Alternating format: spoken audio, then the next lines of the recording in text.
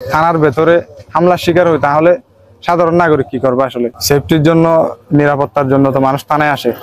আজকে রাত 10টার দিকে হঠাৎ আমি একটা ব্যক্তিগত বিষয়ে থানায় আসলে, আমার কাজ সেরে থানায় যাওয়ার পথে থানার গেটে আমার উপর মারুফ হাসান তাসিনার মামুন নামের দুই ব্যক্তি 8-10 জন ছেলে দিয়ে আমার উপর অতর্কিতভাবে হামলা চালায় এবং মোবাইল কেড়ে নেয়।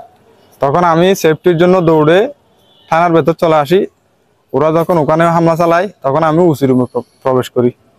তখন ওসি স্যারকে বিষয়টা বললে উনি আসলে বিষয়টা না শুনে তাড়াতাড়ি চলে গেছে। ওয়্যারলেসটা হাতে নিয়ে উনি আমাকে ওখান থেকে ওনার রুম থেকে বের করে দিয়ে উনি চলে গেছে। উনি আমাকে ধমক দিয়েছে আর উল্টা। আমি বলতেছি স্যার আপনি চলে গেলে ওরা আমার উপর আবার হামলা করবে, এরকম বললে উনি আমাকে ধমক দেয় আর উল্টো ধমক দিয়ে উনি চলে গেছে। যারা হামলা করেছে তাদের আপনি চিনেন কিনা? ওরা ওদের সাথে তাদের চিনি, দুজন আমার এলাকার, আর বাদ বাকিগুলোকে আমি চিনি না।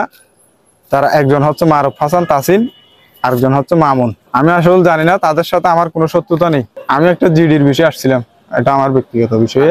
না, তাদের সাথে জড়িত না কোনো কারণে। থানার ওই গেটে মারছে, এরপরে এখানেও মারছে। পুলিশ ছিল, ওরা আসলে বিষয়টা করেনি, দেখেনি, তাকিয়ে থাকছে আসলে বিষয়টা। এখন আমি এই ঘটনার সুষ্ঠু বিচার চাই। আসলে থানার ভেতরে হামলার শিকার হই, তাহলে সাধারণ নাগরিক কি করবে? আসলে সেফটির জন্য, নিরাপত্তার জন্য তো মানুষ থানায় আসে। থানায় এসে যদি হামলার শিকার হয়, তাহলে আসলে বিষয়টা, আমি এই বিষয়ে সুষ্ঠু বিচার চাই আমার উপর হামলার।